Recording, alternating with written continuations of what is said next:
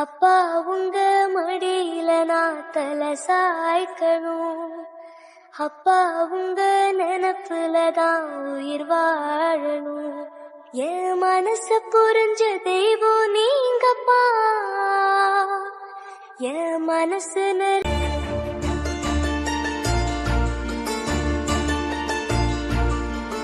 என்னாச்சோ